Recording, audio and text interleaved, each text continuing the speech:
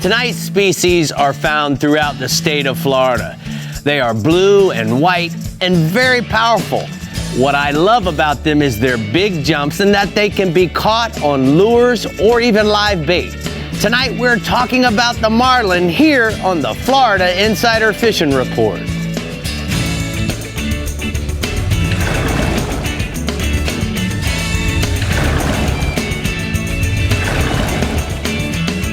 Welcome to the Florida Insider Fishing Report, presented by Yamaha.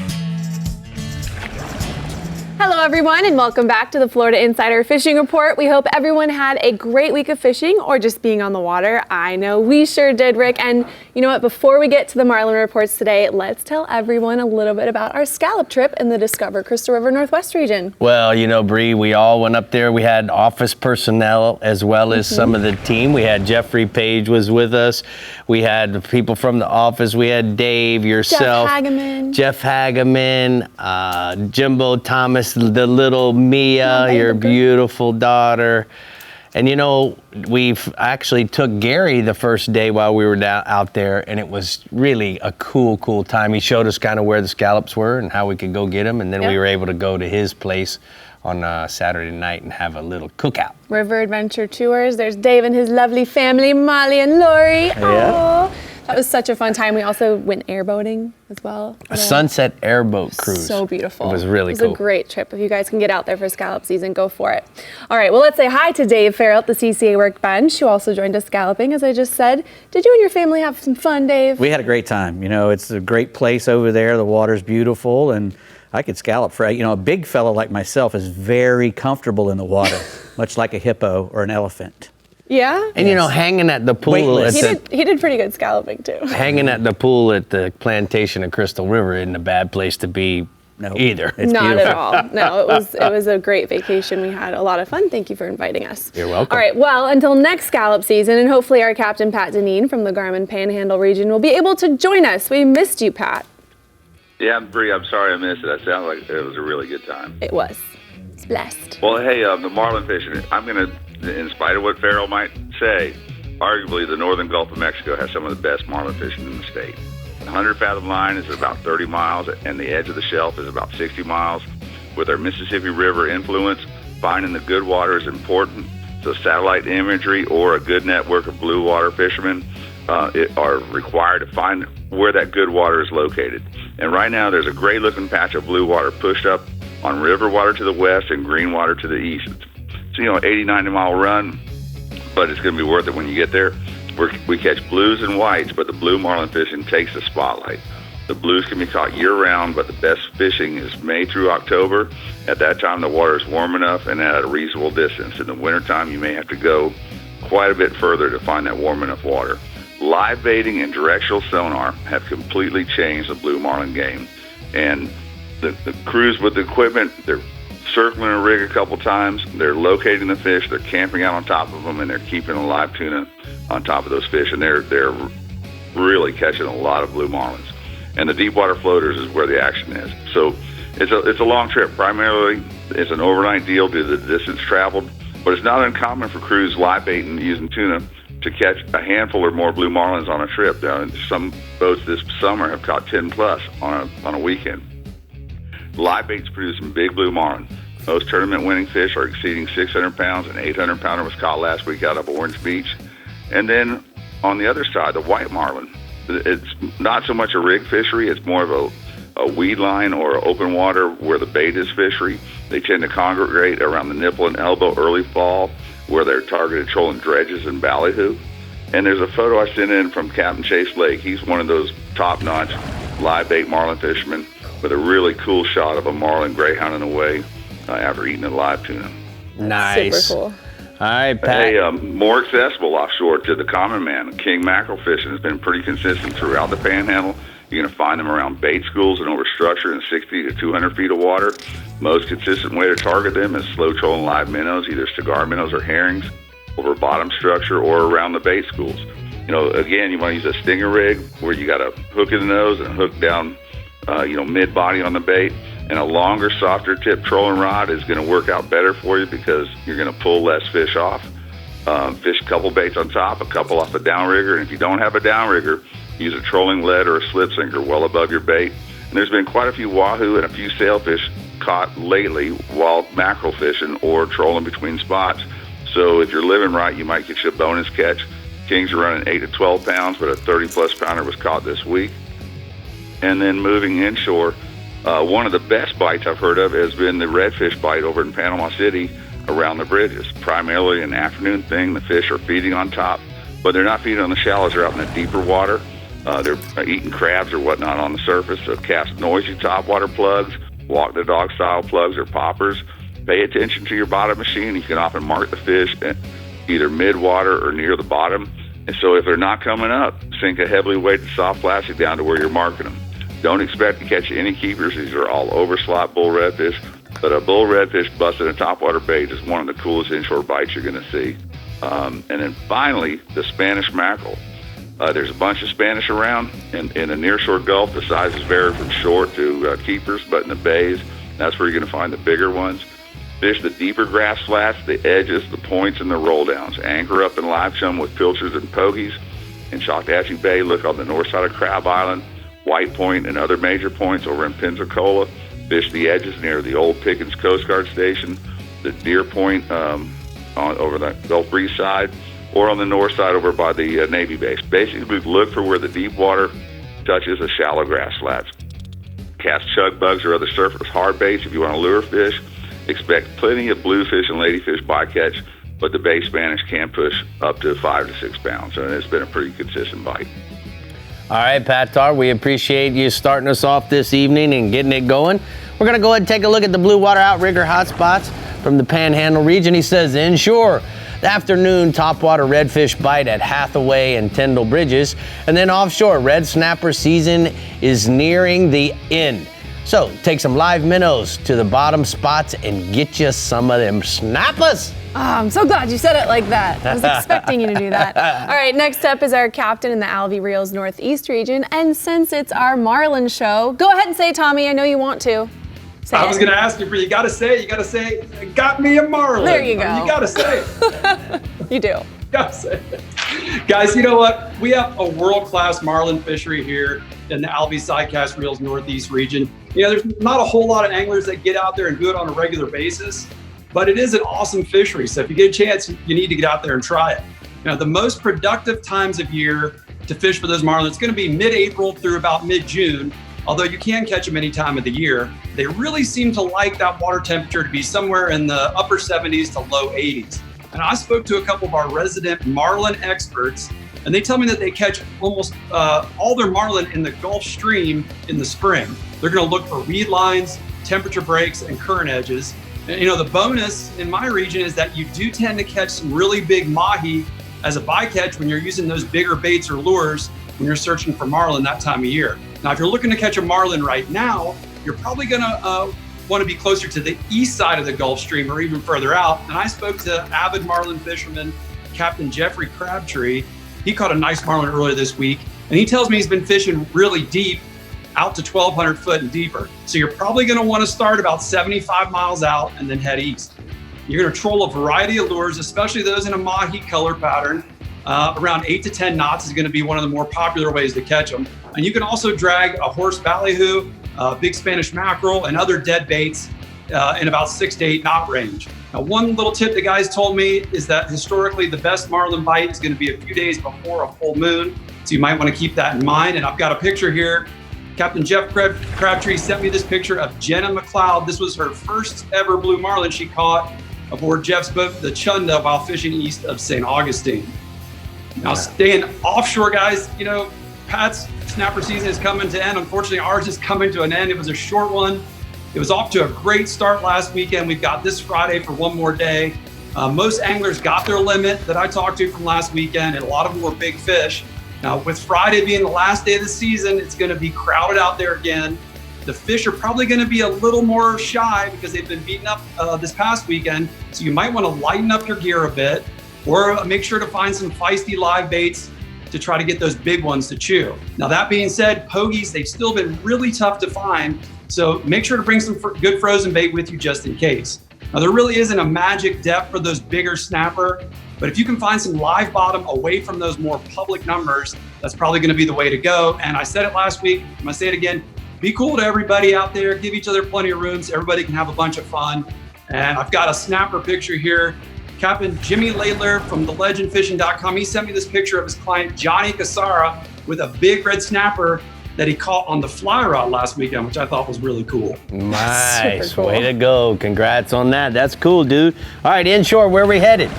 Yeah, man, back to the tarpon again. That tarpon bite continues to be great this week throughout the region. I spoke to my good buddy Cody Rubner, and he tells me they've been on a great tarpon bite in Ormond Beach this week. They're just looking for rolling or busting fish in the flats and the canals from the Tomoka Basin all the way up to the State Road 100 bridge. Right at first light and then right before dark, or even after the thunderstorms, have been when those tarpon are going to be the most active. That's when you're going to see them rolling. Now, Cody and friends, they've been tossing a fly with great success. But you can also sight fish them with a Bass Assassin paddle tail or a jerk shad. Just rig it on a weightless worm hook. Now, there's also a good concentration of tarpon in the residential canals from Palm Coast all the way up to Jacksonville. Now, if fly or plastics, if that's not your thing or it's not getting their attention, a large free-line live shrimp is sometimes really going to do the trick. And the bigger tarpon, they're still feeding on the shrimp boat bycatch as well. But the sharks, man, they are about as thick as I've ever seen them. There's just thousands of sharks behind those boats right now. It makes it a little tough to get your bait to the tarpon, but it's still doable. And there's some really big tarpon around, a lot of fish in that 100+ pound range. Now, staying inshore, the flounder bite has been on fire this week throughout the region, especially that jetty and nearshore bite. I spoke with Captain Jeff Patterson from smallboatbigfish.com. He tells me his clients have been catching 20+ flounder on just about every trip this week. Now, Jeff is fishing on some nearshore reefs out of Ponce Inlet in about 50 feet of water. Now, I've also been doing well on the nearshore stuff in those same depths out of St. Augustine. The Pier Barge and 4 Mile have both been holding good numbers of flounder. Medium-sized finger mullet has been the go-to bait. And I've also had several reports of big flounder coming from both the St. Augustine and Mayport inlets. Those inlet flounder are holding close to the rocks in about 15 to 25 feet of water. And the average size of those flounder is 2 to 4 pounds, but there are some bigger ones mixed in there. And I've got one last picture. Captain Jeff Patterson from Pole Dancer Fishing Charters sent me this picture of his client with a big old flatty that he caught on a nearshore reef just north of Ponce Inlet. Well, Tommy, great report as always. We appreciate it. And we're going to go ahead and take a look at the strike zone hotspots from the Northeast region. He says that inshore, tarpon in the creeks and the canals from the Tomoka Basin to State Road 100 bridge, and then offshore, the red snappers and mangrove snappers on the reefs and on the wrecks in 65 feet and deeper throughout the entire region, Brie. All right, Rick, we're rolling into the Fish Bites East region next, but first, Dave is on his A game over at the CCA Workbench for Rigs and Techniques. Dave, this is your bread and butter. I can't wait to hear all of your Well, we'll secrets. see. I hope I don't burn the toast. He better be on his A game. I hope I can keep speaking tonight. That's Don't right. burn the toast. We'll be back. Exactly. All right, bread and butter.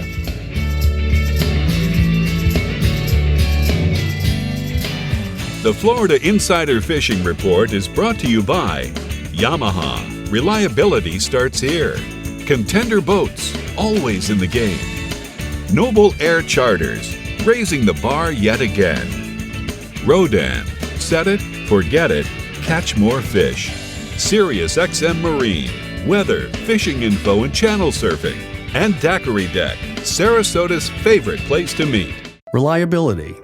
Yamaha is legendary for it. But it's more than a legend. It's something boaters have come to value. Why? Because it's rare. Because in this fast-paced, single-use world, few things are built to last.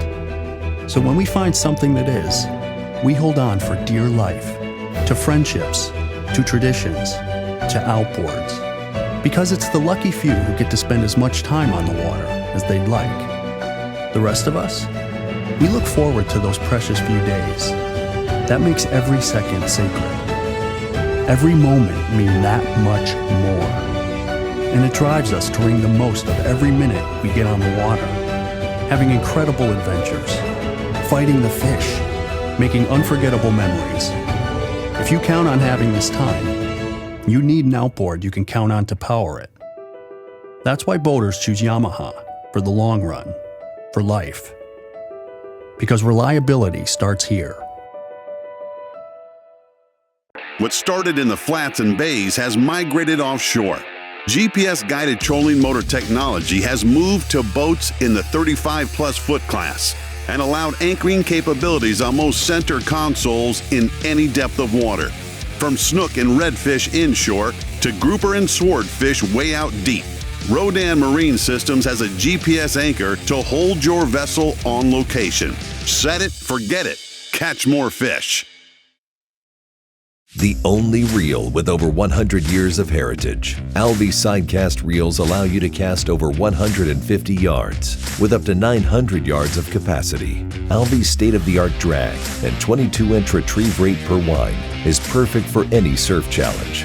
Alvi reels are manufactured to best practice standards and are in fact so robust that the Alvi also comes with a 10-year salt and sand warranty. For more information, go to alvius.com.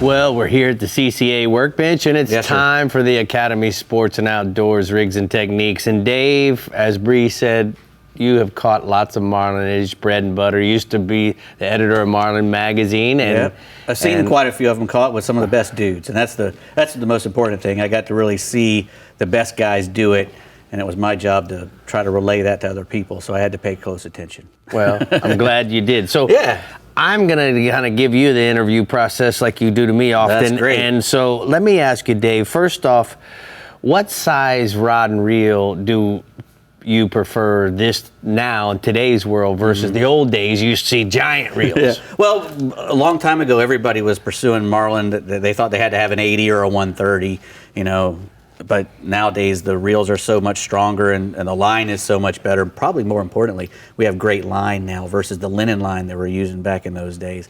But, if you're targeting fish, blue marlins in the 100 to 300 pound range, a 30 wide is all you need. 30's going to work. A 30, you can catch every blue marlin swimming from 100 to 300 pounds easily standing up on a 30 wide. If you have a good guy who's running the boat, you can catch a lot more. You can catch great big fish, 500 pounders on a 30 because the captain moves the boat to the fish. He's running the fish down. He runs the fish down, and that's one of the most important things about fishing with these light tackles. You can't sit still and drag a blue marlin to the boat. That never happens, really, even when you're using 80s and 130s. Right.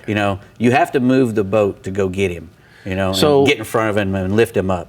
Now, when you load these up, are you putting like a diamond braid underneath and then top shotting them with 50, even though it's a 30, or are you putting 30 high vis on here? See, I'm always one of those guys who likes, if I ever get lucky enough to hook a fish that might be a world record, I want to have 30-pound IGFA line on. I want IGFA line on all my reels. And they can have a good backing nowadays. They let you use a backing. But I like to have, especially if I'm marlin fishing, because you never know, when you might get that one that's a world record, and you'd hate to catch the world record and then your line over a test. Yeah. See, I'm kind of old school that way. I don't like to use line that tests way over what it says on the package. I don't like to use line that tests over 130 pounds because then again, I don't think I'm sport fishing anymore. I'm kind of commercial fishing. Right. But so on a 30, are you putting 30 on the 30? 30 on 30 there. on a 30, 30 on a 50 30 on a 50. with maybe 200, with maybe 200 pound leader, Okay. And so that was, I wanted to know about the line. You put the line on, 30 on a 30, 50 on a 50. That's what Perfect. I like to do. A lot of guys do that differently. A lot of guys like to go up, and they'll go up. And live bait over lures. What do you prefer? Well, you have to be really good at all three of them: live bait, dead bait, and lures. And because all of them are different scenarios. If you're trying to find fish, you need to put lures out, because you can cover ground. And blue marlin fishing is the hardest part about it is getting the bite, is getting on the fish and finding them and getting a bite. So you have to keep moving until you get to a place where, hey, I either see a marlin jump or there's a lot of bait here. That's when you pull the lures in and you slow down and you put the dead baits out, because you can go slower and you can work that area better. If you see a blue marlin eating, or if you're marking something on your garment, if you've got that scope and you're marking a big fish down there, that's when your live baiting comes in. You know there's a fish there, you know you're on a big school of tunas or something, you catch a tuna out of that school, you bridle him up and you throw him back in the water. Or it could be like a mahi in the Keys. Or exactly, any kind of bait. You know, a 100-pound blue marlin can eat a 10-pound tuna fish. Mm-hmm. They can eat 10% of their body weight in one shot. Yeah. So a 10-pound tuna is going to catch everything from a 100-pound blue marlin to a 500, 600, 800, 1,000-pound blue marlin will eat a 10-pound tuna. So what mistakes do we make? What's the most common mistake we make? Mostly is not having, there's several. One's not having enough drag on the fish. You should have all the drag that your tackle will hold, that your angler can hold comfortably, because drag kills them. The idea that I can back off the drag and catch the fish faster, if that was the case, we'd all have 4-pound out there all the time and just chase them around. Drag kills. And the second one is they don't turn and chase the fish. They don't run to the fish. They'll back up slowly. They'll pull all their lures in as the fish is getting further and further and further away. A blue marlin should never get 200 yards away from the boat. So turn the boat. As soon as you get that blue marlin bite, you turn towards him. If he goes that way, you turn the boat that way, and you have that angler cranking, trying to pick up line. And you don't steam at full speed ahead at him, but you can go a lot faster with the front end, pointy end going to the fish than backing up. And if you keep going and follow that line, use high-vis line so you can see the line. You won't run over the line because you got good yellow line in the water, in that blue water, and you follow him and you get right over the top of him and get past him a little bit, then you put the drag on him because he's running and greyhounding and getting tired. And if you get right on top of him when he stops all that and put the heat to him, you'll roll right over, and now you've got him. And you didn't chase him for 4 hours backwards. Wow. Catch him in 10 minutes. Dude, you rolled me over on this segment. This was good. I love it. He killed it over here. He did. You spread that butter so good, dude. That warm butter. Oh, man. I was just like jaw-dropping over here. All right. The Fish Bites East region is focused on the Palm Beach area where the Gulf Stream comes close to shore if you're wanting to catch a blue marlin. So let's get Captain Mike Holliday on the line to tell us more. Hey, Mike. Hey, Brie. You know, that's kind of true. July and August are the top months to catch blue marlin in my region. December, January, we see more white marlin. The majority of white and blue marlin caught in the region are incidental catches made by anglers targeting other species, often sailfish, but other species as well. That being said, you can definitely target them in the East region, particularly off Palm Beach County where the land juts out and the Gulf Stream comes within a few miles of the beach. In July, we get a lot of bonita and smaller blackfin tuna up on the reef, and the blues come into my area there just to feed on those fish. You can target them by slow trolling live bonita, blue runners, smaller blackfin tuna. And you want to really focus on anywhere from 200 to 800 feet of water off Lost Tree Village or out on an atoll like Push Button Hill. If you want to cover more water, go out deeper. You can pull a spread of larger lures or rig Spanish mackerel, even horse ballyhoo, either naked or with a lure in front of it. You know, you're basically wanting to offer a large food item to the fish. The average blue marlin in our region is going to be 100 to 400 pounds. Most of them are in that 100 to 300 pound range. And as long as we're talking about billfish, the summer sailfish bite remains the hottest action in my region. The fish are spread out from Palm Beach to Fort Pierce. These are the migratory fish that are coming out of Mexico, and they're spawning, which is why you see a lot of them up on the surface with their sails up, and they're in pods of 3 or 4 fish, kind of daisy chaining like a school tarpon would. The bites moved out a little bit deeper. The best action seems to be in about 120 feet of water northeast of the St. Lucie Inlet. If you come up on a pot of sails on top, you can just move up slowly and quietly. Don't run full speed into them. Just slowly get up there. Cast baits to those fish. Ideally, you want to throw multiple baits because there's usually more than one sailfish in that pod. And anytime you have a fish hooked, you should have other baits in the water. A lot of those sails congregate around the hooked fish. We had a fish hooked last week that I took a picture of underwater, and we had 3 other fish in the picture. Target them with sardines, pilchards, redfins, trolled ballyhoo. The sails are big, with the average fish around 40 pounds, so 30-pound gear is probably ideal for them. I got a photo. That 6-year-old Curtis Bishop. He caught his first sailfish this week, and that fish was sight cast in 100 feet of water, and that fish ate a live threadfin. All right, let's go inshore, Mike. Well, the summer tarpon migration is over, so now it's time to focus on the resident fish that have moved into their summer haunts and will be around until basically the fall mullet run moves them. There's still a lot of minnow schools on the beach. The tarpon are in them at dawn and at dusk. There's fish in and around all the inlets right now. And on the inside, there's fish in the Loxahatchee River around the Boy Scout camp, in the St. Lucie River, near Harbor Ridge and up around the spillways, and also in the Crossroads area of the Indian River and Stewart, and Big Mud Creek up by the power plant in St. Lucie County, and the moorings area of the Indian River up in Indian River County up in Vero. Resident fish tend to hold in schools. They're more arbitrarily, feeding type fish. One rolls here, one rolls there, and you target those fish by putting a couple mullet out behind the boat, then having another angler on the bow sight cast a Houdini-colored saltwater assassin 4-inch sea shad. You throw them at the rolling fish. If you're in the minnow schools, you want to have the mullet out behind the boat, same way, but you want to throw a split-tail shad in any of the bright colors. You basically want to throw something in the minnows that stands out. Average tarpon in our region is going to be 30 to 80 pounds. The other thing we got going, there's a ton of snook on the beaches, and also in and around the inlet. So the catch and release snook action has been fantastic at places like the Lake Worth and Juneau Beach Piers, Hope Sound Wildlife Refuge, Normandy Beach, South Beach and Fort Pierce, up in the Vero Cove. You can target those fish with a copper juice colored sea shad, or a chartreuse swimming plug, or a live bait like a pilchard, a threadfin, or a sardine. At the same time, the inlets have all their schools of spawning fish. Jupiter and St. Lucie inlets are kind of easier to fish. You target those fish with live croakers, threadfins, pilchards, sand perch, basically anything live on a 40-pound fluorocarbon leader and a 5.0 trocar circle hook. The average snook's going to be 8 to 15 pounds. I have a photo of one of those as well. That's Bob Gomaker. He caught that nice snook on a live croaker in the St. Lucie Inlet this week. All right, Mike, we always have to get a bass report. What do you got? What's shaking? But, the water's moving around really well on the Farm 13 side of the Stick Marsh. There's water flowing in. That's got the big bass chewing around the spillways and also around those hydrola lines that are on the south end of Farm 13. You want to be on the water early, more so for comfort than the bite. It's just blazing hot out there right now.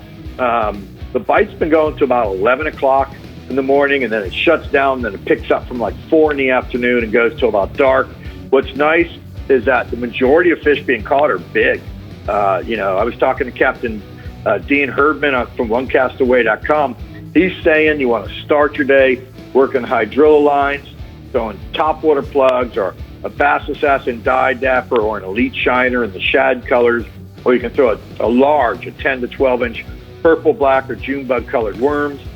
The area around the spillway is deeper, so as the morning heats up, you want to, and that, hydrilla bite shuts down, you want to switch to live shiners fished around the moving water areas, or work the deeper holes with those big worms, rig Texas style, just kind of crawl them on the bottom. Average fish right now is like 3 to 4 pounds, with a lot of 6, 7, and 8 pounders, even a 10-pounder caught this week. So a lot of really big fish coming out of Farm 13, even on, as an average. Your average fish is 3 to 4 pounds. Nice, Mike. All right, thank you so much. Very thorough this week. We're going to go ahead and take a look at the hot spots, the T&H marine hot spots from the East region: tarpon, snook, blacktip sharks, jacks, and ladyfish on the glass minnow schools off of Normandy Beach. A white split-tail shad with a 1/4 ounce Bass Assassin jig head and bait fish flies are going to work for those guys. And then offshore, wahoos and 120 to 300 feet of water off of Jupiter. Troll, double hooked rig mullet, or a ballyhoo with the troll leads, or even some wire lines. And big bass. Big bass. Big bass coming out of there. All right, marlin is a fish that many anglers dream of catching, myself included, just like the iHeartRadio star tagged redfish or mahi-mahi. But you don't have to catch a tagged redfish or dolphin to win star. Any fish you catch can be entered to win, with 17 divisions inshore and offshore, and nearly $500,000 in prizes still available. So get registered at ccafloridastar.com for your chance to win. All right, coming right up, we're seeing what the Casa Vieja Southeast and Bell's Central East regions are offering up for our weekend bite. Stay with us and we'll be right back.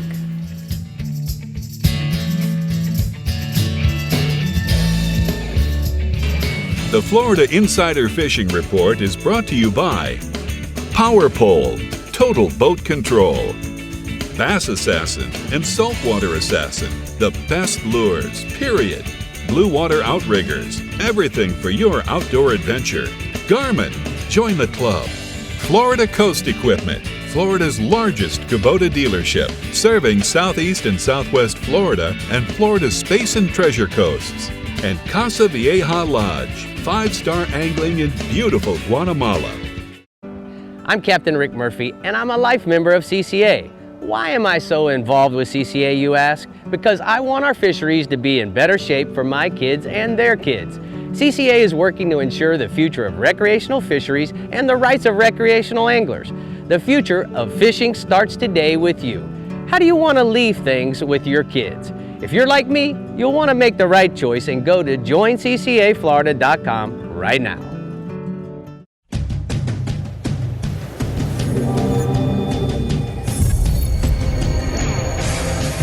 Real Legends Performance Clothing. Everything you need to be comfortable on the water all day long. Keeps you cool, dry, and protected from the sun. Durable performance technology at an unbeatable value. Shop anytime or go to reallegends.com to find a Bell store near you. Every year, Noble Air Charter flies over 20,000 outdoorsmen and families just like you, economically, to over 300 Bahamian and Florida destinations.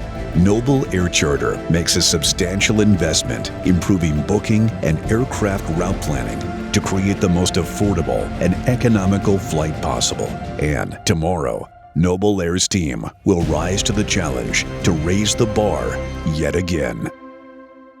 Navigating at night can be dangerous, even for the most experienced drivers.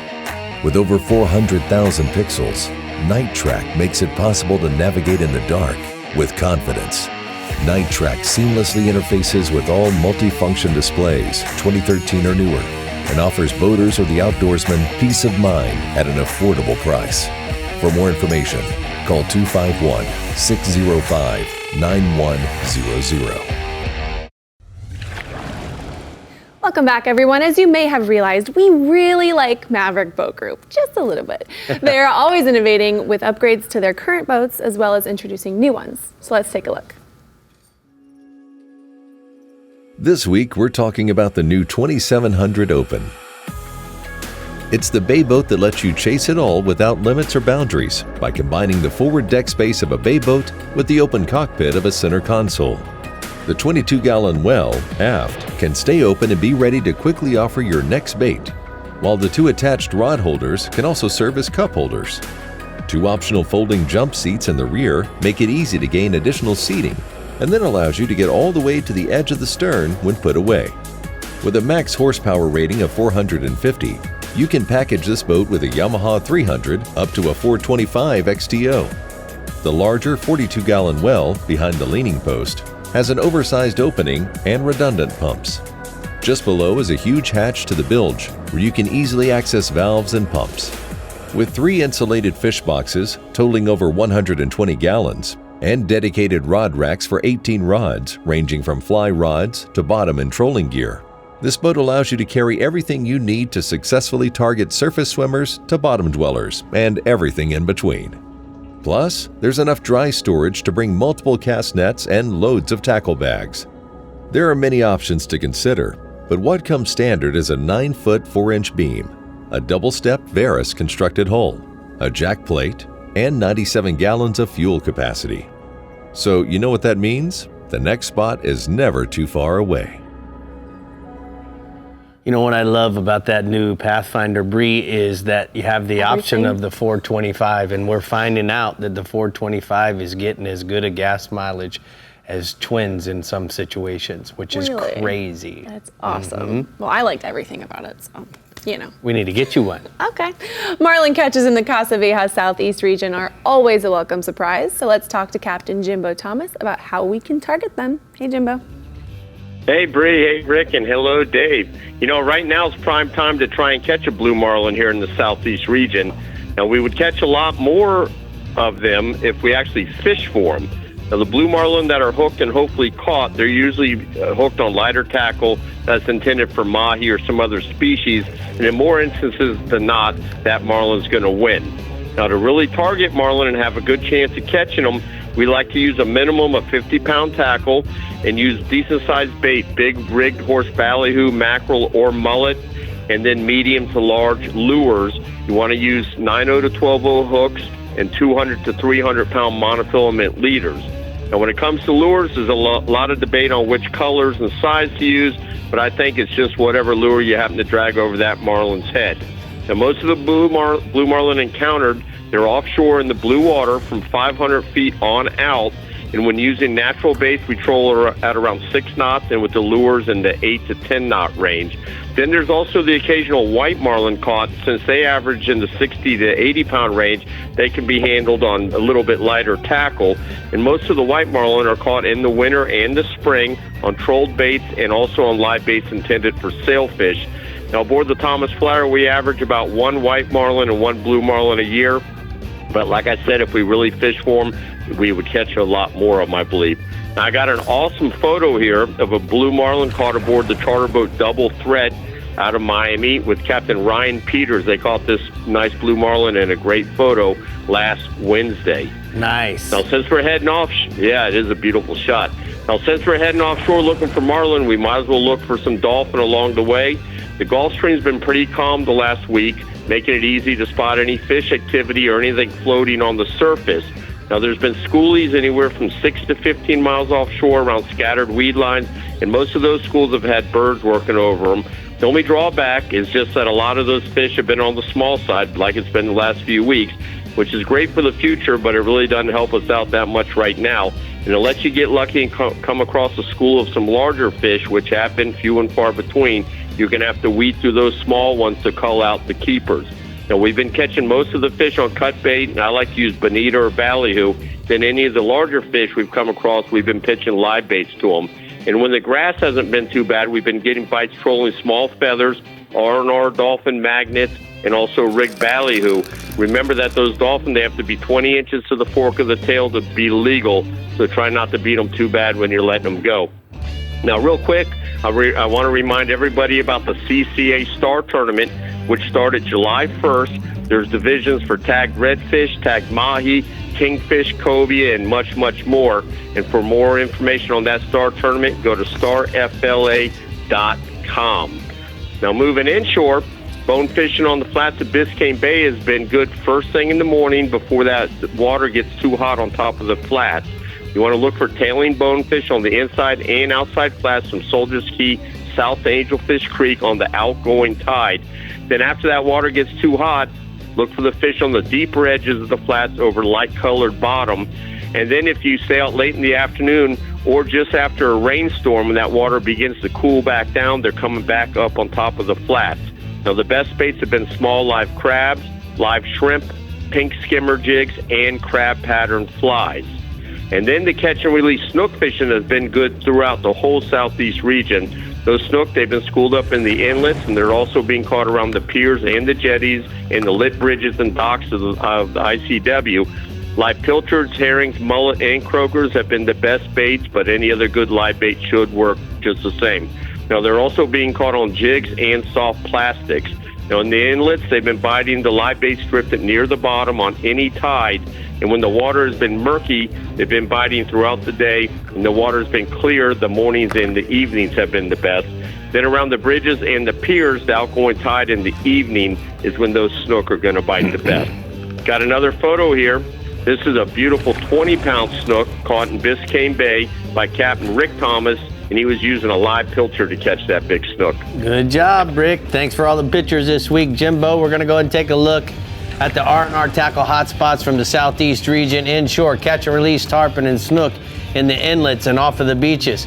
The fishing in the evening, both on with live and artificial baits, and then offshore.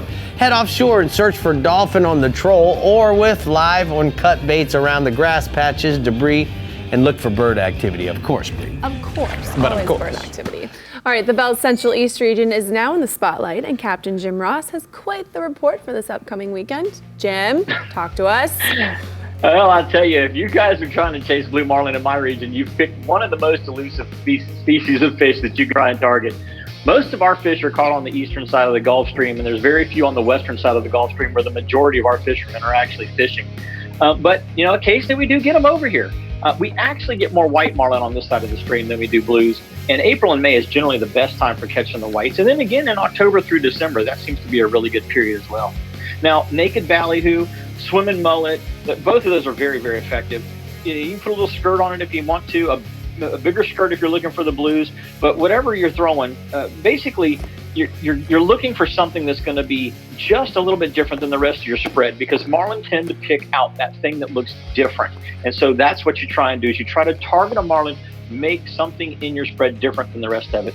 Now, whether you're looking for those 70 to 90 pound whites on this side of the stream in the spring and fall, or this time of the year, you're pulling heavy dredges is what you're gonna want to pull to bring this fish up to the transfer of the boat. The guys that are really doing numbers on billfish are always pulling a big dredge at the back of their boat.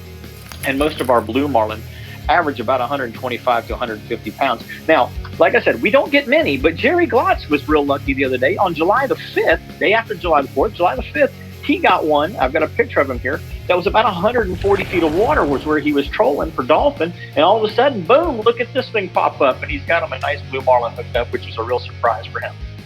Nice. Now, my second species, Rick, is the red snapper. And this Friday is going to mark the last day of the 4-day fiasco that we know as the Atlantic red snapper season. The last 3 days absolutely looked like a full-blown feeding frenzy on a Walmart Black Friday. I'll be honest with you. It was nuts out there. But fortunately, we had so many red snapper in the Central East region, almost everybody that I talked to got their limit on the first or second bait they dropped down. It was just immediate bites whenever you got out on the reefs.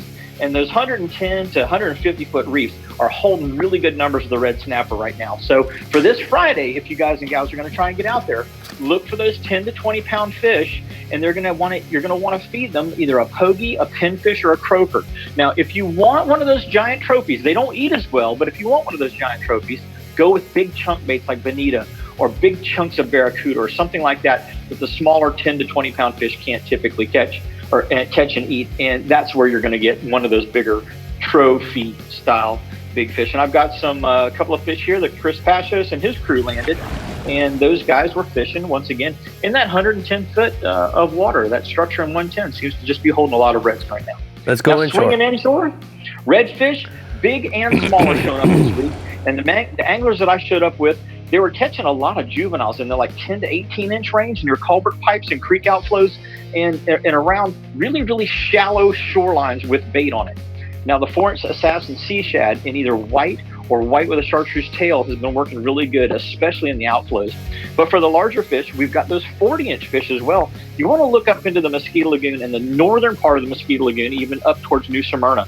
And a chunk bait or a fresh pinfish or a fresh croaker on a 5/0 circle hook fished on the outside edges of the sandbars or in the ICW channel is where you're going to find those big redfish. And then our last species is trout. And we've had a really good trout bite this week. My son was out, Captain Justin Ross was out.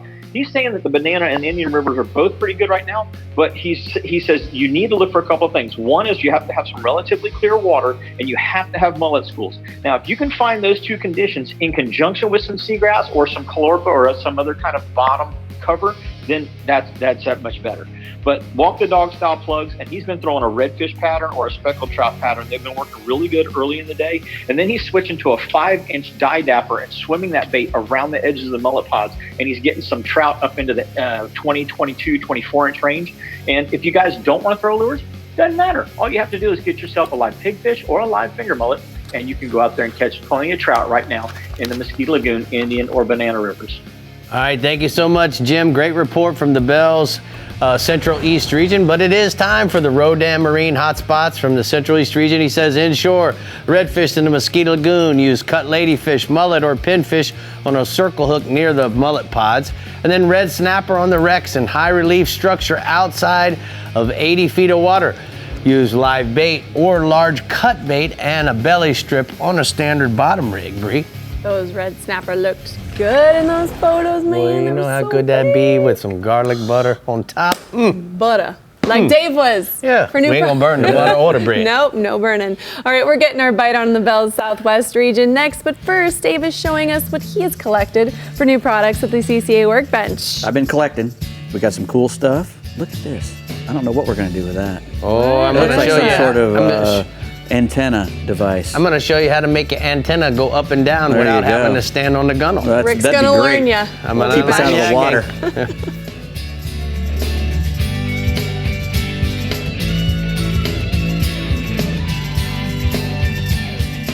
The Florida Insider Fishing Report is brought to you by Academy Sports and Outdoors. Have fun out there.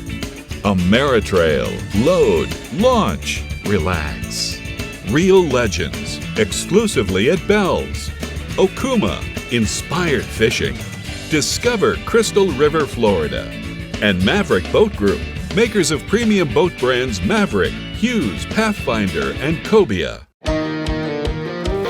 At the pinnacle of super high output, 4-stroke outboard performance, you'll find Yamaha VMAX SHO. Yamaha's game-changing SHO technology. From exhilarating V6 models to the sleek inline 4s, there's a VMAX SHO for everything from bass to bonefish. It's an extended family of 4-strokes engineered for lightweight, inspiring performance, and rock-solid reliability. Discover VMAX SHO and elevate your expectations.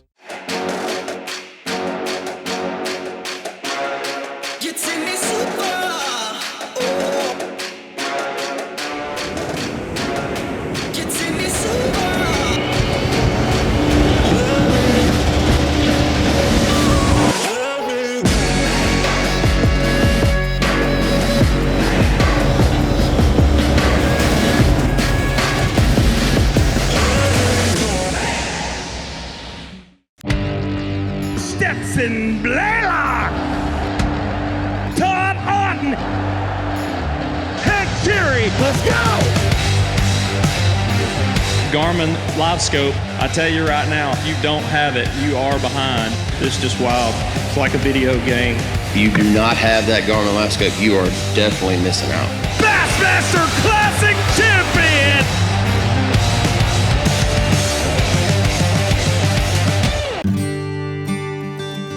There are moments in our lives that make us realize how fortunate we really are. To breathe fresh air, to taste the salt of the sea, to be able to roam free in nature. The Florida Keys and Key West are now open to visitors. We have so much to be grateful for.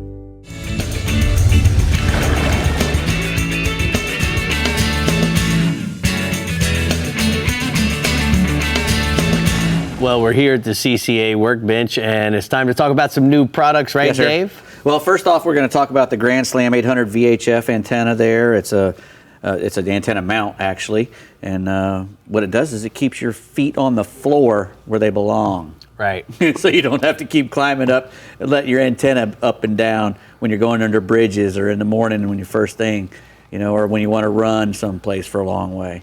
Well, you trailer your boat like we trailer our Right. 35 Contender, and you can't have this stuff sticking up in the air because it catches on every tree on the way to the boat ramp. Right. But what makes this nice is that this is a mini version of what we have for our outriggers, and it allows us not to have to stand on the gunnel in order to put the antennas up. You just deploy it, crank it up, put that out of the way. It goes right through the hard top. Yep. It works perfectly. It'll go through up to a 2-inch hard top. You can mount it. It's made out of that machined aluminum, and it's got a stainless steel crank that will not bend. It's real heavy duty stuff, and it folds up right against the base to get out of the way. It also comes with a big 4-inch round backing plate. Right. And it comes with a warranty. So made in USA. Yeah, tacomarine.com. Go check it out, fellas. Next, we got this TH Marine. It's a 2-way boat alarm. I didn't really want to take it out of the box because when I did, there's a lot of wires and stuff going everywhere. But what it is, it's a remote alarm that you can install on your boat or even a car or a motorcycle if you'd want, whatever you want. But it has a little pressure plate in there. It's very sensitive, and you can put it on a hatch. You can put it on a place where you think somebody would step onto your boat. Just any kind of place where you think it'll shake or move when somebody gets on the boat. And you can set that from, it's got 5 different settings, so you can make it really super sensitive or not as sensitive. And what it does is you'll have a little two-way thing in your hand, and up to 3,000 yards away, if somebody steps onto your boat, you'll know it. And they'll know it too, because you can either have a silent alarm, or you can sneak up on them, or you can have an alarm go off in the boat, and you have one in your hand. It'll go off in your hand as well to let you know that somebody's on your boat, in your hotel room while it's outside on the trailer. Yeah. So KV, a big light comes on. You can also make it so that the boat won't start after 30 seconds when that thing goes off. KVD endorsed this because it's real simple. These guys are using this when they're staying in a hotel. You can't keep track of what's going on. Right. And this little alarm, I know guys that have had the alarm go off while they were in their hotel room. They got a little key fob next to the nightstand. Yep. Go running outside and time to open up a can of whoop. Boop, boop, boop. Yep. Somebody's in my boat. So anyway, go to thmarine.com and get you one of those things. All right, next we got some Patrick Sabile from Creations. These are the Spool Tech.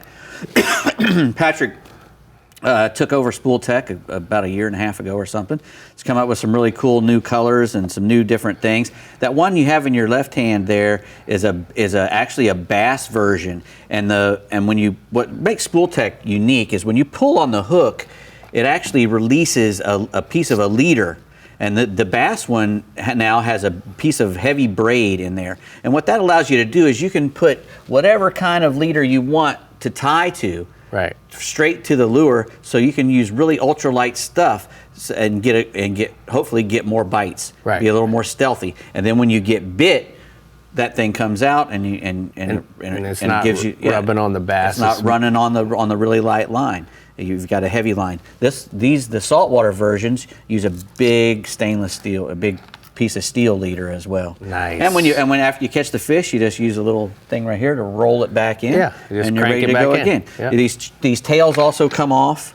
They have a little interlocking system that you can change the tails, but those are they've actually changed those tails to be that super elastic stuff that Patrick was making his other lures out of. Right. You don't want to put it with your other rubber worms and stuff, but that stuff is almost indestructible, and it's hard. Tell us quick on this Wahoo razor. It's the Wahoo razor. It's from Offshore Angler. Boone came out with a Cairn swimmer a long time ago, and it just was a big rage, and now everybody uses these type of things. I just got this one because it's relatively cheap for the type of lure it is. It's 8.5 inches and 12 ounces, so it's a big lure, heavy lure. Wahoo eat it, tunas eat it, mackerels eat it. You got these nice big 10-aught stainless steel hooks on here. $20 instead of the competition's 50, 40 and 50. 49. Oh so my goodness. So all right. It's Well, just a big chunk of. It's a big chunk of happening. Yeah, this will crush them. All right, Brie, where are we going next? A big chunk of happening. Yeah. I love it. Okay, Bell's Southwest Regioners, wait until you see some of the offshore and inshore catches anglers have been reeling in. Time to impress us, Captain Houston. Go for it. Well, obviously marlin's not common through the region, but I'll tell you what's been common over the last several weeks in the blackfin. Captain Corey McGuire to the North States, with time still left in the red snapper season, guys are making runs out to the grounds from Fort Myers Beach to Stump Pass, concentrating their efforts really in like 150 to 200. And on their way out, they're looking for birds, bonita schools, or while anchored up for red snappers in the areas of birds and bonita schools, these guys are trolling dark-colored feathers, or in those areas, slow trolling large live baits, or simply drifting live baits in these areas, and they've been productive. But also the areas you're anchoring up in, once you're anchored up for the red snappers, I strongly recommend, and Corey recommends, either free line and a couple live baits, or have a couple pitch baits ready, fish busting on the surface in the area while you're either anchored up or moving to your next spot. And I got a nice picture of a blackfin that was recently caught. And, guys have been really catching a lot of these in the last couple weeks, headed out to the north. Nice. Still the red snappers, species number 2. Captain Corey McGuire is telling me the red snapper fishing still remains strong, and he's up there in the north fishing depths from like 150 to 180. But he's also telling me in those areas they're getting a variety of scamps and red groupers mixed in. He's also telling me weight's going to be important, especially with the current. So you want to make sure you have weight anywhere from 6 to 10 ounces of weight. He's also telling me a variety of cut baits such as squid, herring, but he said he's having a lot of great luck with the bonita strips. Seems to hold on a little bit longer in case you don't feel that bite. Some areas are holding red snappers, but just keep moving around and looking for groups of fish bunched up. Hopefully you get those grouped up fish, alternating the baits in those areas to see what the fish really want most. And I got a couple pictures of some nice snappers caught down to the south in the last couple weeks while fishing with Capt Mike Avner, a nice snapper and a red snapper. So got a couple weeks left. Weather should be good. Get on out and catch some red snappers. Inshore report's going to be the tarpon. That still remains strong all throughout the region, not just to the north. Marco to Boca Grande, outside beaches and passes to the south are holding fish. As long as the weather is moderate, we don't get them strong west winds so you can see the fish free jumping, as well as pods still moving to the north. If the wind picks up to the north, the hill, and up into Charlotte Harbor, and also reports are fish are starting to stage at night, Cape Coral, Punta Gorda, and Sanibel. I'm being told, obviously the number one bait is crabs, but it seems like the tarpon are starting to change their diet. Have some pinfish and herring, and if you can't catch any of them, 4 to 6 inch swim baits are working well. And I've got a picture of a nice tarpon release with Corey McGuire. And the last species of the week is going to be the redfish. Reports I've got, getting especially with some westerly winds we've had during the week, Estero Bay from Rocky Bay to Hickory Bay. Concentrate your efforts along the east wall and Independent Island. But he's also telling me reports from Matt Lachey, Indian Fields, and Smokehouse. The higher tides due to the west wind seem to be better along the mangrove. Cut baits, live pilchards, but if you can't find live pilchards, live pinfish, and Corey's giving me a little tip. You want to cut them tails on the pinfish to slow them down. Seems the slower the bait works, they seem to be working well. I've got a nice picture of an oversized redfish caught up to the north. So hopefully the weather's good for the weekend. Variety of fish to be caught in the Bell Southwest region. So Ronnie, by cutting that tail off, not only does the pinfish squirm like crazy, I'm guessing, but he also has a little blood scent, which that drives the mangrove snappers crazy. You agree or disagree? Well, I agree, and also by slowing the pinfish down, also adding a little bit of weight, them smelling the bait, and having time to attack the predator, it's a big advantage. So if your pinfish is swimming up there too quick, add a little more weight and cut the tails, should have some success. Okay, well, thank you so much. We're going to go ahead and take a look at the Caddy Can hotspots from the Southwest region. Ronnie says that inshore, Snook, Goodland, Namarco, and Naples, intercoastal docks and seawalls late night, high until dawn using live shrimp, pilchards, and pinfish. And then offshore, yellowtails and mangrove snappers, Fort Myers Beach to Boca Grande, 75 to 95, fish wrecks and ledges, chumming and using cut baits. Bree, the one thing you got to remember when you're snapper fishing, you get that bite, what you got to do is open the bail and let that snapper run away from all of his buddies so that you don't tear the bait out of him. If you set the hook, he's holding it in his lip, it'll tear out of the hook. He gets the prize and you get the zero. The not prize. Yeah. And you asked him if he agreed with you. Why would he disagree with the Snapper King right here? Well, I want to make sure I got reinforcements. Gotcha. All right, we're heading down to the Keys and Startron Central West regions when we come back. So don't start reeling in your lines yet. But before we go, we want to remind you to keep up with everything fishing in Florida. Head over to our website, like us on Facebook, follow us on Twitter and Instagram, and subscribe to our YouTube page, Captain Rick Murphy, where we upload new videos every week. We'll be right back. The Florida Insider Fishing Report is brought to you by Startron, cures and prevents ethanol fuel problems. Alvi Reels, a better way to fish. CCA Florida, the voice of recreational anglers for over 30 years. Diamond Fishing Products, our reputation is on the line. Murphy's Law Sport Fishing, book your trip today at murphyslawsportfishing.com. And Strike Zone Fishing.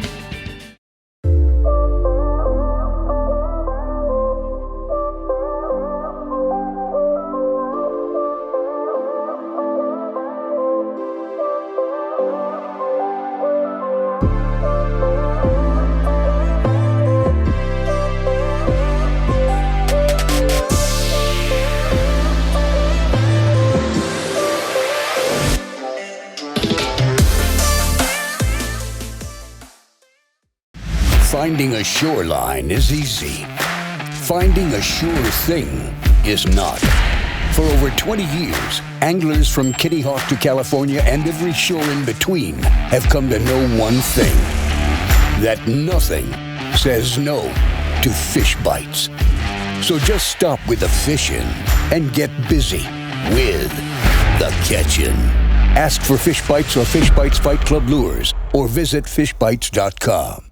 Come explore untouched Florida, where you'll step into holy sea cow and fish pristine waters where you'll reel in, whoa! Come discover Crystal River with exciting adventures and incredible surprises everywhere. From exhilarating river adventures to scalloping in the Gulf to delicious fish to fork cuisine, this is the place where you can relax into Just a short drive from Tampa and Orlando is the amazing Discover Crystal River, Florida. Learn more at discovercrystalriverfl.com.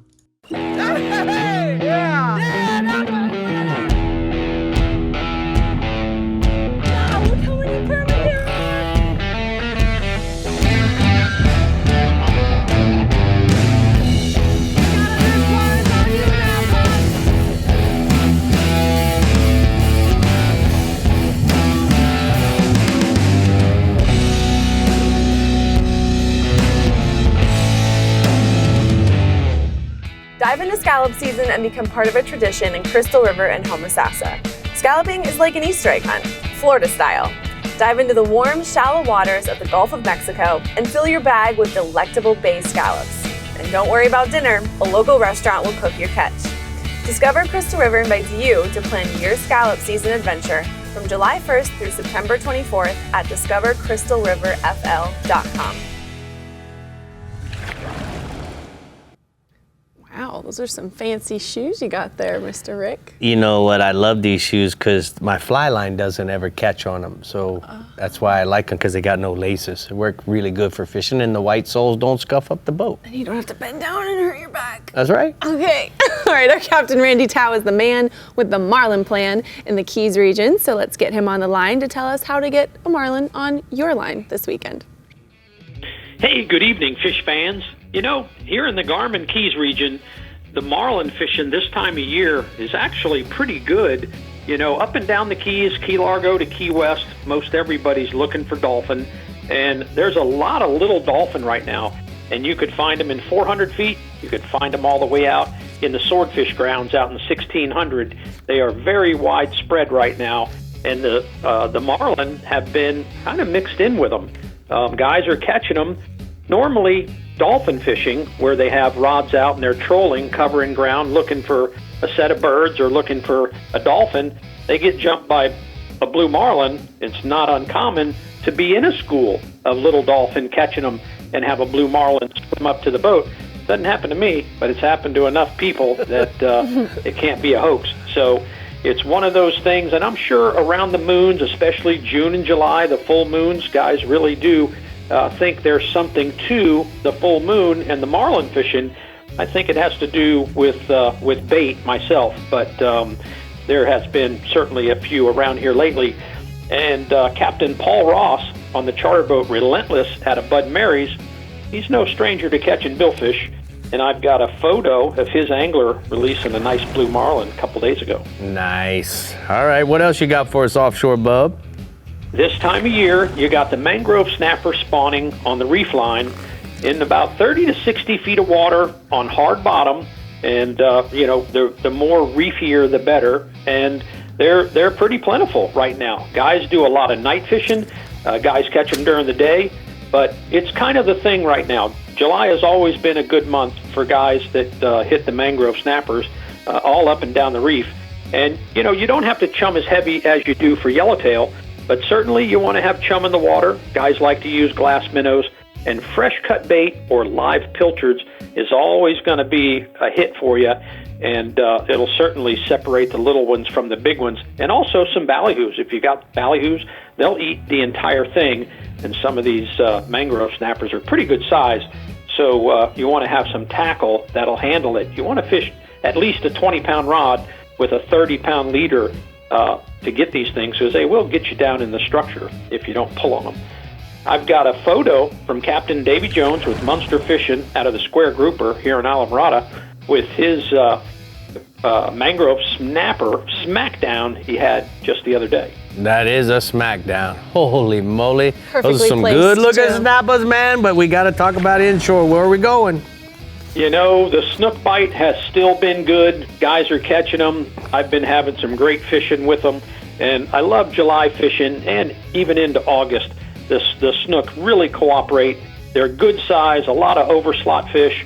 And, you know, what's really important is moving water. You know, wherever you are, if you're along an island, if you're on a shoreline, if that water is moving, if you can look down with the boat being anchored and you see the tide moving, chances are you're going to get a bite. And live pin fishing pilchards, which I like this time of year on a 3/8 ounce jig head, work really well. And you've also got guys that are poling on top of the flats, sight fishing to snook, especially on the higher tides where they can get up there and you can sight fish for them. But the shorelines and the channel fishing has been really good lately, and I can prove that with a picture of our very own Jimbo Thomas with his snook he caught in the backcountry. Wow. All right. You're taking the man from Miami to our lucky spots down there in Flamingo. Hope you didn't show him where the cobias are. It was just lucky that day. The cobia fishing, you know, this time of year, we've got some really good summertime cobia. And, you know, you might go to a spot and you don't see them 3 or 4 times, and you go the next time and it's cowboys and Indians. You just don't know. They do swim around this time of year, and they love shallow structure. And it's not uncommon to catch them in some of the deeper places when you're snook fishing. Always a nice surprise.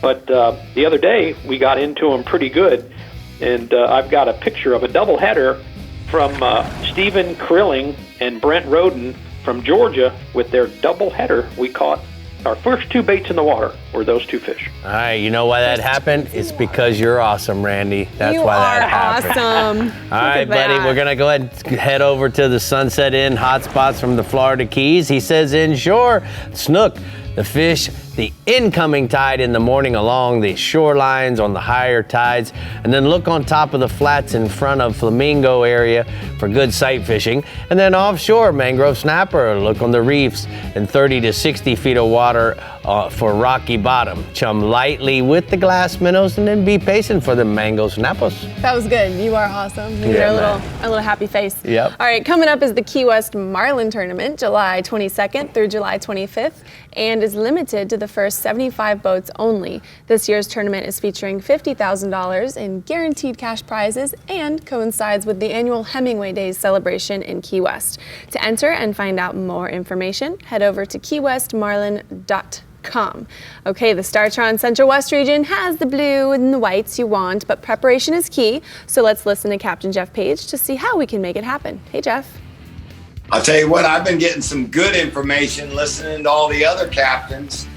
And I just want to say I had a really good time this past weekend with you guys up there in Crystal River. It was a lot of fun.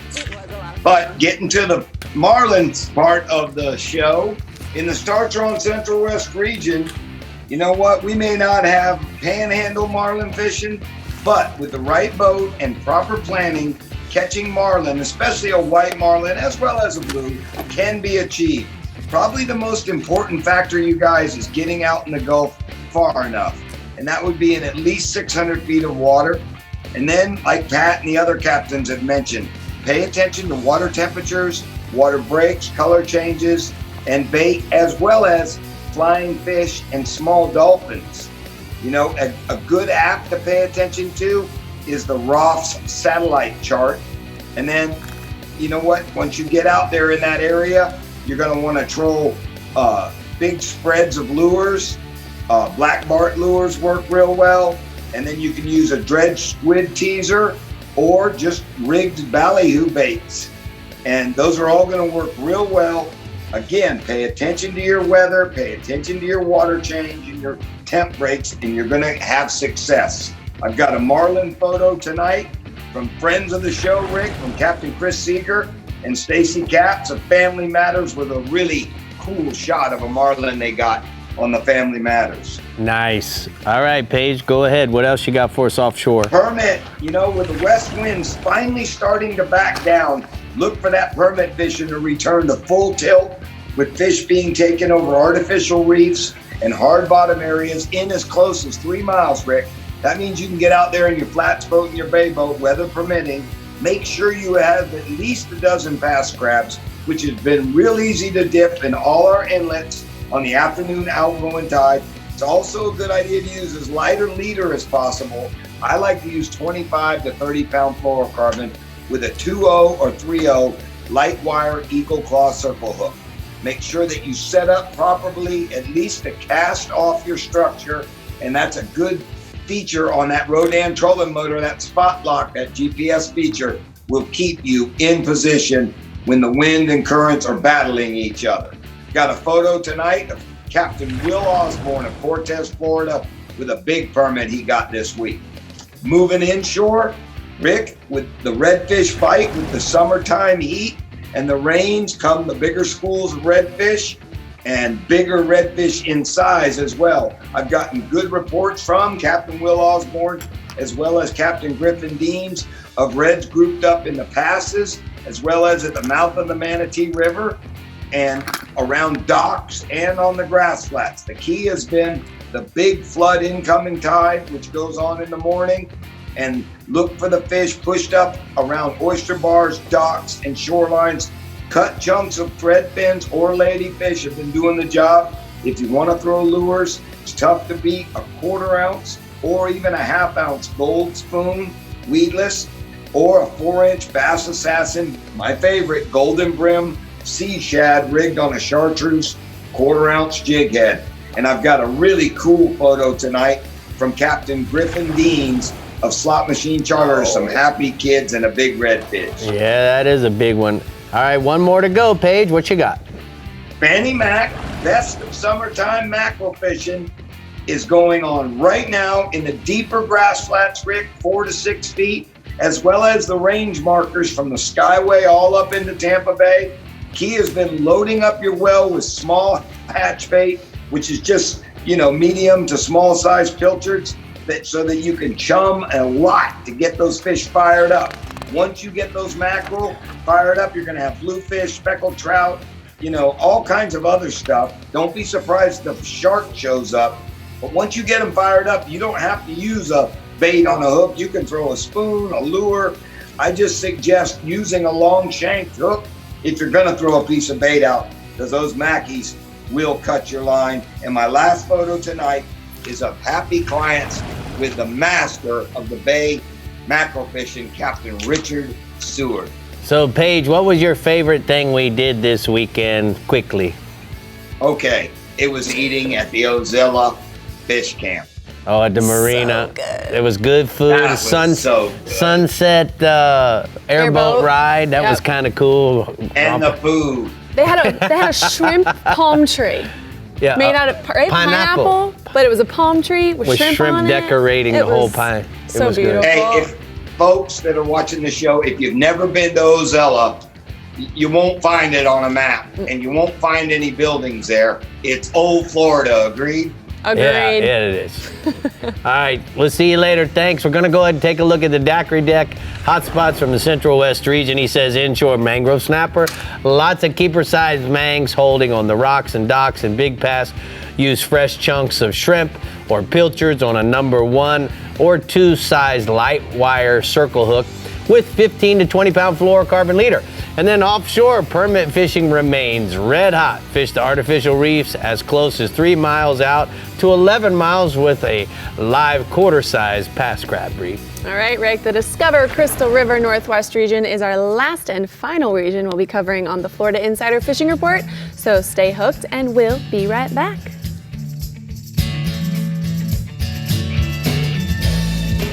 The Florida Insider Fishing Report is brought to you by Yamaha. Reliability starts here.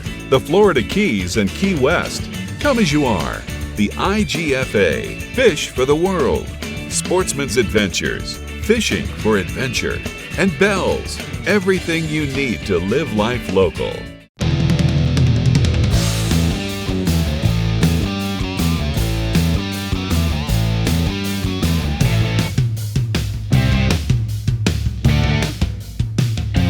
When you live on an island, surrounded by warm, clear water, and a million ways to enjoy it, it's amazing you'll ever have time to come up for air. Key West. Close to perfect, far from normal. Get a great deal on the Kubota L-Series tractor. Built upon a solid foundation of cast iron and steel, the Kubota L-Series tractor is the #1 selling compact tractor in the U.S. for over 10 years. With a powerful Kubota diesel engine and dependable gear or HST transmission, it's ready to take on your toughest projects. Right now, get the L2501 HST for payments as low as $149 a month. Florida Coast Equipment, Florida's highest volume Kubota dealer. Remember the glory days of gasoline? It's just not made the same anymore. Kick your gas into gear with StarTron.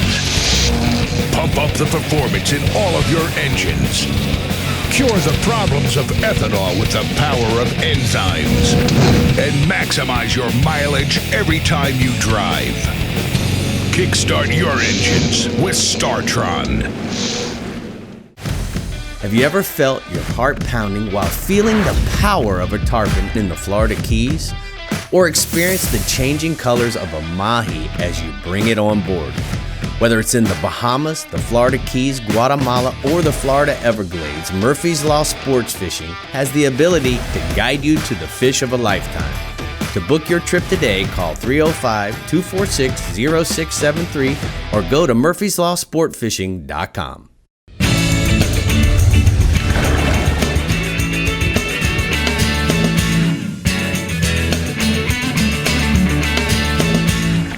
Today's Power Pole tip, we're talking about the Power Pole Micro. After being introduced a few years ago, the Power Pole Micro has taken off and has become popular on small skiffs like my Maverick Micro here and boats up to 1,500 pounds, also canoes, john boats, kayaks, and now more popular than ever on paddleboards. The cool thing about the Micro is that it's easily installed with 4 or 5 screws to the back deck of your boat or front of your boat. It can also be installed on the side of a john boat or a canoe with a clamp-on accessory, and it comes with a 15-foot power cord which runs to the boat 12-volt battery, or like I have on this one, has a lithium-ion rechargeable battery that's good for 100 cycles up and down. The neat thing about the Micro is, like the big power poles that are on your big bay boats, it's swift, silent, and secure, and runs strong all day long. For more information on the Micro, go to powerpole.com, and that's today's Power Pole tip. Power poles, Kubotas, it's all great stuff. Tell us, Rick, what do you want to say? $149 a month? Oh my gosh, You I kidding me? can't even. The Discover Crystal River Northwest region has so much to offer, from scallops to marlin. So let's see what our Captain Jeff Hageman is telling us to do to get them. Marlin, you've got to make quite a run in my region. We do have them. There's not a lot of people that go out and get them because you've got to make such a commitment to go out and run to catch these fish. We do have a couple of tournaments on our coast, the Sarasota Slam, the Old Salt Loop tournament still going, and they go out and both those tournaments do catch marlin out there, but you got to commit to it and get way out there. All the stuff that's been working that you've heard about all day on the report, soft heads work really good. Islanders, blue and white, purple and black are our favorite colors over here. Jumbo, naked ballyhoo, skirted or naked works really well as far as live baits go. 2 to 4 pound bonita, skipjack, or small blackfin tuna are great live baits for marlin, and they work good on our coast as well. What we do have a lot of right now is gag grouper, and they seem to be everywhere throughout my region, from shallow to deep. Shallow being in Bayport and Homosassa, Crystal River, they're still catching them on the rock piles there. Deep, anywhere from 120 to 240. Sorry, I can't be a little more specific with depth, but they seem to be everywhere throughout that depth. Good keeper-sized fish, a lot of them out there. 80 to 125 pound fluorocarbon leaders. 6/0 to 9/0 circle hook, 8 to 10 ounces of lead, depending on the current you've got going, and we do have some current going right now. Standard bottom rig's been the trick with pinfish or grunt for live baits. As far as cut baits, octopus and cut bass and mackerel works really well. Moving on inshore, Captain Mario Costello, Tall Tales Charters, reports fishing at the plantation Inn on Crystal River. It's good redfish bite right now. We're on the outside mangrove keys from Yankeetown to Homosassa. Mario has been posting up on the windy side of the shorelines, making long casts with light line to keep from swooping the fish right now. He's using pinfish in low water and live select shrimp on an 1/8 ounce jig head on higher water. Fish right now have been averaging anywhere from 25 to 30 inches. Moving up the coast, Captain John Lane of JB Charters at Apalachicola reports the bull redfish been coming to the passes right now. He's drifting fresh dead shrimp on a standard knocker rig with 1 ounce of lead, 18 to 12 inches of 40-pound fluorocarbon leader, and a 2-aught circle hook. Moving down to the other end of my coast, Captain Jimmy Huddleston of CaptainHud.com out of Arizona reports the redfish are starting to move right now into the Barrier Islands, working the oyster bars on high water, looking for schools of mullet. They'll be concentrated around the Spoil Islands right now, and they'll have those larger redfish around them. Good flood tide, throwing spoons or pinfish under a cork or free line has been most effective, and I've got a couple photos here, a couple nice redfish. Nice. There's one of Mario there, as well as... Yeah, that's Mario right there. Yeah, and then the young chat with JB. Good job. Thanks for sending those pictures. What else you got for us, Hag? I got snook, and I'm going to keep it with Captain Jimmy Huddleston because he's catching a lot of snook right now. Said they're mostly concentrated right now in larger numbers on the near shore. They're coming in from the near shore reefs. They're still doing a little bit of a spawn, so that incoming tide has been the best bet right now to catch the larger snook. Pinfish, croakers around the passes right now has been the way to go, and I've got a great photo here from Captain Jimmy of a nice snook. That is a nice snook. All right, so real quick question for you. What was your favorite thing about our scallop trip there, Big Daddy? Oh, seeing everybody, getting together with everybody. It was good seeing Jimbo. I don't see Jimbo much. Getting to see you guys. I don't get to see you guys near enough.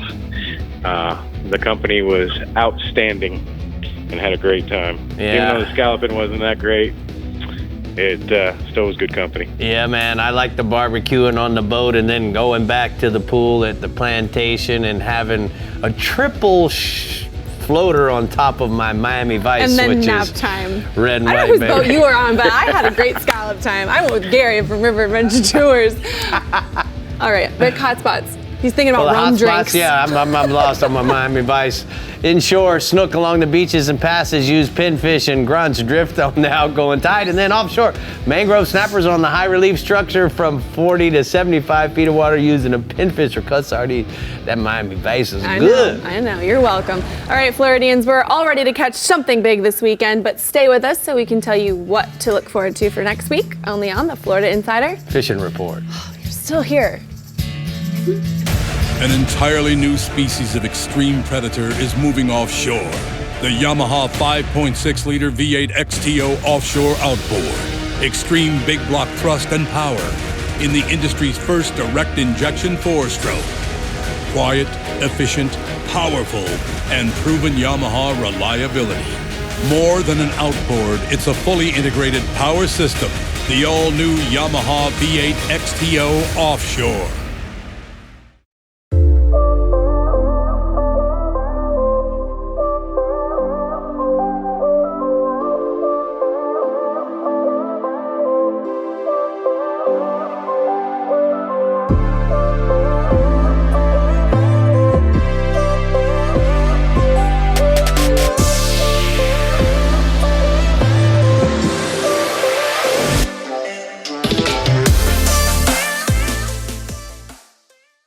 Why is Casa Vieja Lodge on everyone's bucket list? Left teaser. Left flat as well. 2 fish. They're everywhere. Right flat teaser as well. Left flat, right flat teaser.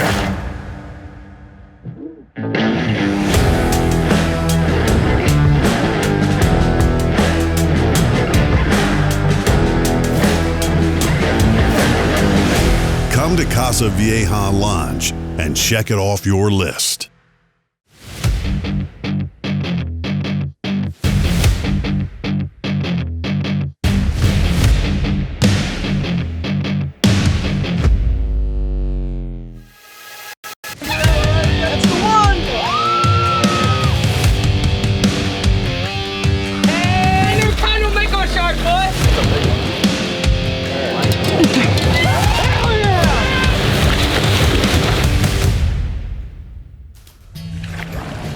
Next week, we are talking about them piers and jetties, so make sure to tune in. Oh, Dave. She's very, very excited about those piers and jetties. You know for some what? reason. If you don't have a boat, Hey, I didn't have it for a long time, so a lot of people I spent a don't. lot of time on the piers and the jetties and the bridges. We should break out the 11.5-foot Alvy. There you go. That'd be good. Thanks Let's for tuning do in, that. guys. Go Floating catch one big a long fish. way Dave, you from did the so pier. great today. So proud of you. He really shined. Go catch a marlin.